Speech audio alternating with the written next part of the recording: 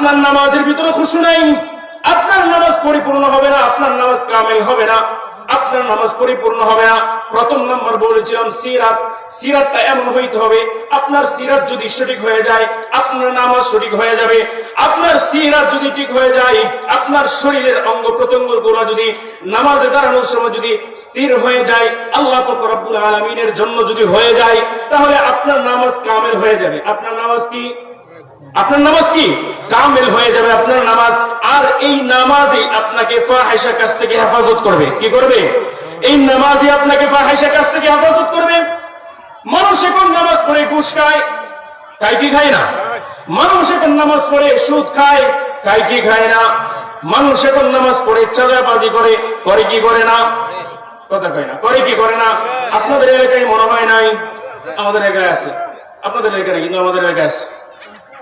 মুসলমান ভাইরা আমার, আল্লাহ পাক রব্বুল আলামিন এই দুনিয়ার মাধ্যমে আমাকে আপনাকে পাঠাইছে। কি উদ্দেশ্য কইরা পাঠাইছে? একমাত্র আল্লাহ পাক রব্বুল আলামিনের গোলামি করার জন্য পাঠাইছে। বলবেন কার গোলামি?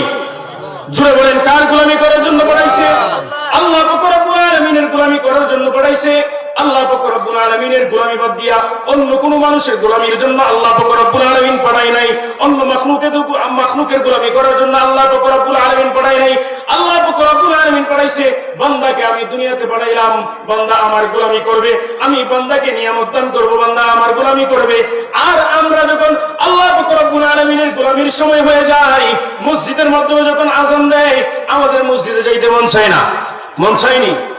আরে কথা কয় না, মন চাইনি? মন চাই না। অনেক মানুষ আছে মন চাই না। আমরা যারা এখানে আসছি আমাদের টিকে মন চায়, বাহিরে যারা আছে তারা টিকে মন চায় না।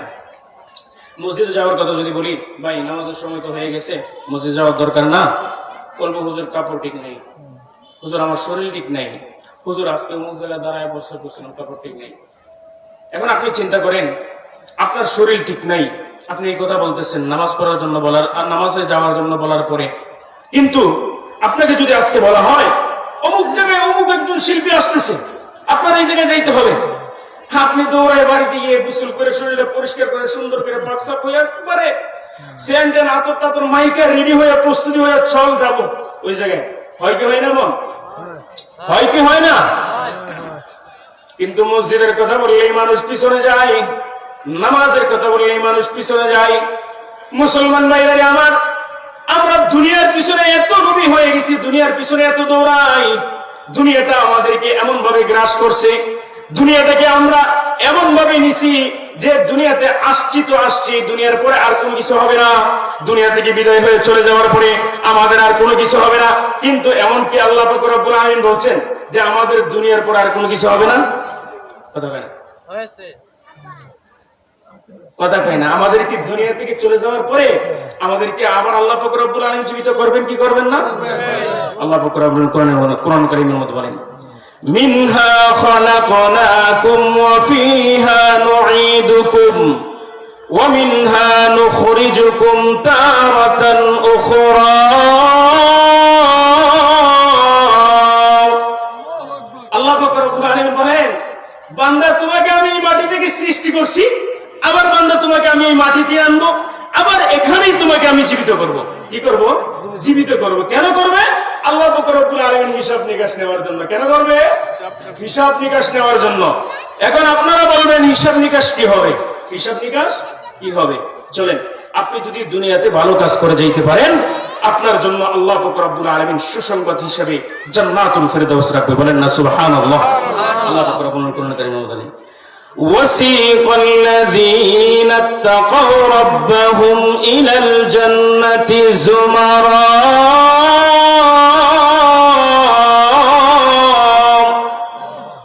আল্লাহ পাক রব্বুল আলামিন বলেন, বান্দা তুমি যদি ভালো কাজ কইরা দুনিয়া থেকে আসতে পারো, আমি আল্লাহ পাক রব্বুল আলামিন তোমার জন্য জান্নাত রেডি করে রাখছি। বলেন না সুবহানাল্লাহ।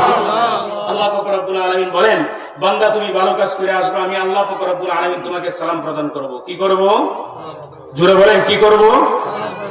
এর চাইতে আরো ভালো, আরো মানে মানুষের আনন্দের জন্য আরো কোনো কাজ হইতে পারে? সম্মানিত আরো কোনো কাজ হইতে পারে যেখানে আল্লাহ পাক রব্বুল আলামিন সালাম প্রদান করবেন? আল্লাহ পাক রব্বুল আলামিন বলেন, সালামুন কাওলাম মির রাব্বির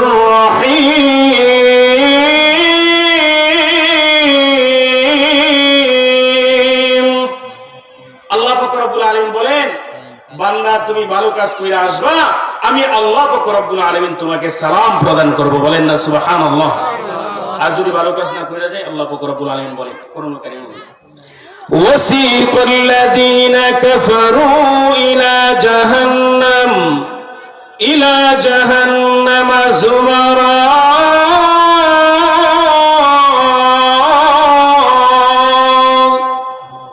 আল্লাহ পাক রব্বুল আলামিন বলেন, বান্দা তুমি যদি ভালো কাজ না করে আসতে পারো, আমার সাথে যদি নাফরমানি করো, আমার সাথে যদি কুফরি করো, কাফের বেঈমান মুশরিক যারা আছে তাদের জন্য আল্লাহ পাক রব্বুল আলামিন খুব সুন্দর একটা আপ্যায়নের ব্যবস্থা রাখছে। শুনবেন আপনারা কেমন আপ্যায়ন হবে? শুনবেন আপ্যায়নের কথাটা? শুনবেন? বলি শুনেন আপ্যায়নটা কেমন হবে। আমাদের এলাকায় এক্সাম্পল দিলে আপনারা বুঝবেন।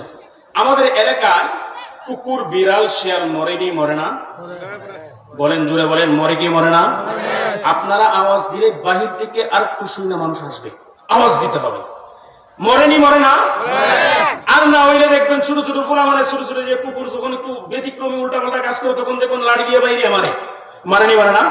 শিয়াল রে মারে দৌড়ে। মারার পরে এইগুলারে মনে হয় ফ্রিজের ভিতরে রাখে। কোথায় রাখে? কোথায় ফালায়? জঙ্গলে, নদীতে, আর না হলে ওই বহুত দূরে, নাইলে মাটির তলে চাপা দিয়ে দেয়। দেয় কি দেয় না? আবার এটার কাজ করে কি দেখবেন, কাজটা করে এমন ভাবে কলা গাছের ডাক বানিয়া গলার মাধ্যমে পেঁচাইবে, পেঁচাইয়া টাইনা একবারে নিয়ে ফালাবে। ফালাবে কি ফালাবে না? একবারে ফালাবে।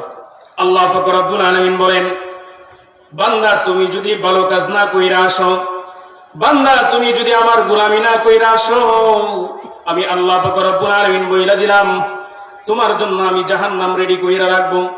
আর তোমার জন্য আপ্যায়নটা কেমন হবে? তোমার জন্য আপ্যায়নটা এমন হবে, জাহান্নামের ফেরেশতারা তোমাকে শিকল লাগাইয়া টানতে টানতে জাহান্নামের দিকে নিয়ে যাবে।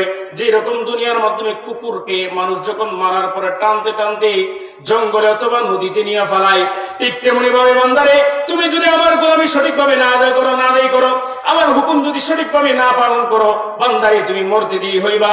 তোমার যখন হিসাব নিকাশ হয়ে যাইবে, তোমার যখন আমলনামা বাম হাতে চলে আসবে, বান্দারে তোমাকে আমি আল্লাহ পাক রব্বুল আলামিন এমন একটা স্থানের মাধ্যমে নিয়ে যাব যেখানে আযাব ছাড়া আর কোনো কিছু দেখা যায় না, যেখানে শুধু আযাব হবে, যেখানে শুধু আযাব হবে। কেমন আযাব হবে? আমার উস্তাদ কিছুক্ষণ আগে বলতেছিলেন কেমন আযাব হবে। মুসলমান ভাইরা আমার, মানুষকে যখন আযাবের ভিতরে রাখা হবে, নাফরমানকে যখন আযাবের ভিতরে রাখা হবে, নাফরমান আযাবের ভিতরে থাকতে থাকতে তার পিপাসা চলে আসবে, তার পানির একটা পিপাসা আসবে, পানির এমন পিপাসা আসবে সে পানির জন্য কাতরাইতে থাকবে, পানির জন্য কাতরাইতে থাকবে।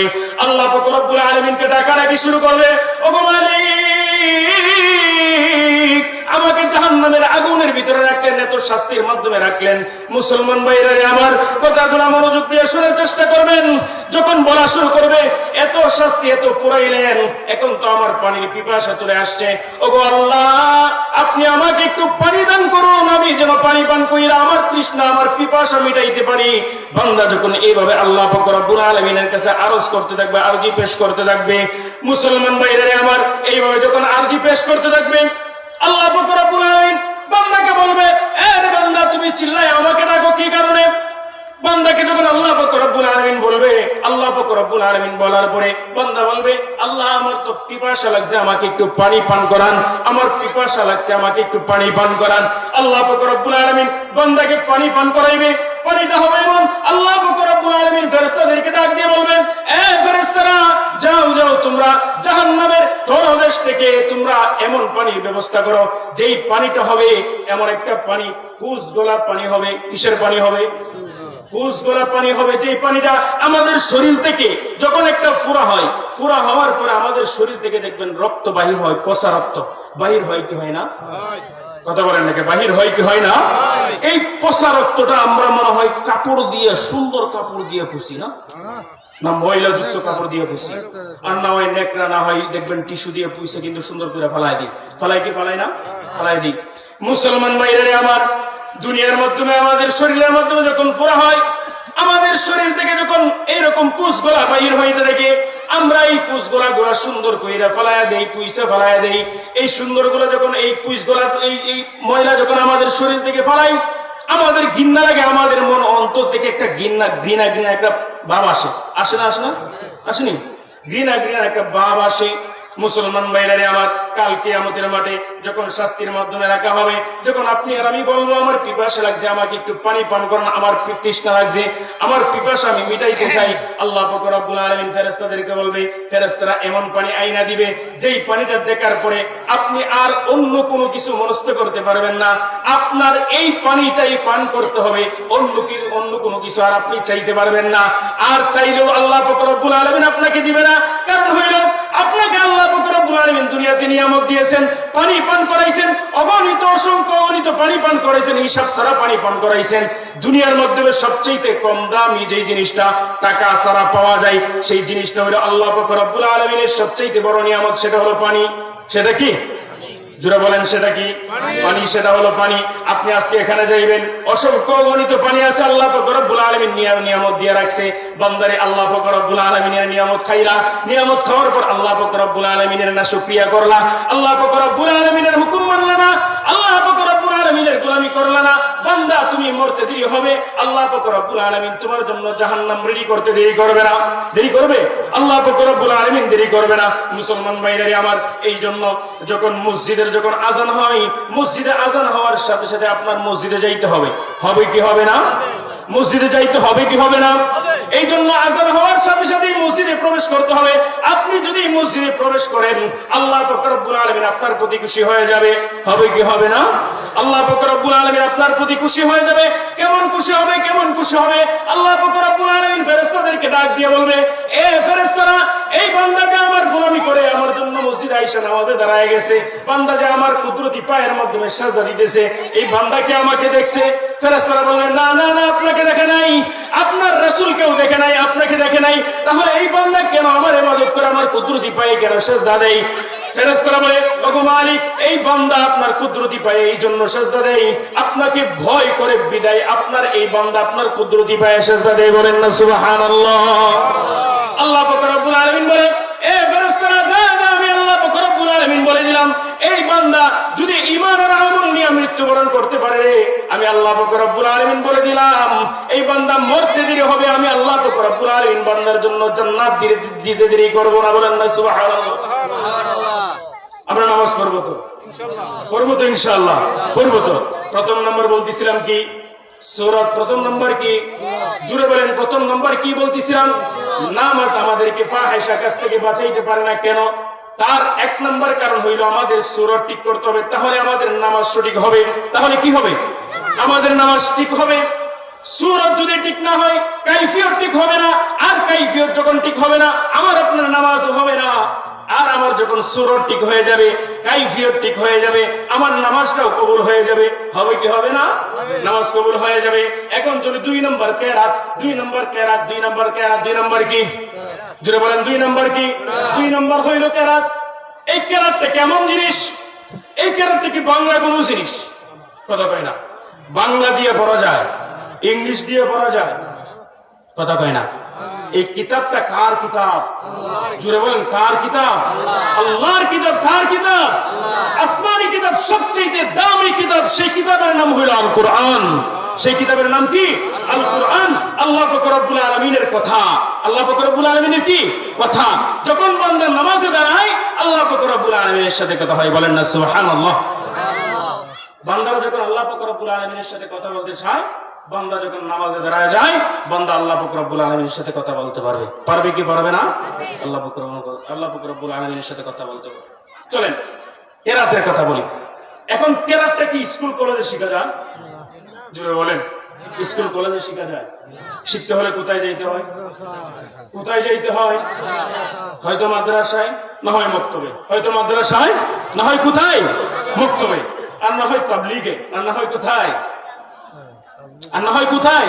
তাবলীগে। তাবলীগে, তাবলীগে। আর না হয় কোথায়? আমি আগেই বলছি, আওয়াজ দিতে হবে। আর না হয় কোথায় যেতে হয়? তাবলীগে যেতে হয়। এখন আমরা যদি কেরাত শিখতে চাই, আমাদের প্রথমত মাদ্রাসায় যেতে হবে। মাদ্রাসায় যাওয়ার পরে, কেরাত শিখার পরে আমাদের ভিতরে এরকম ভাব আনা যাবে না আমরা কেরাত পারি, আমরা নামাজ পড়ার জন্য আমরা কেরাত শিখছি, তাবলীগ কইরা আইছি, আমরা আলেমদের চাইতে বড় হয়ে গেছি, আমরা অনেক কিছু হয়ে গেছি। এইগুলো বাবা যাবে না। বাবা যাবে?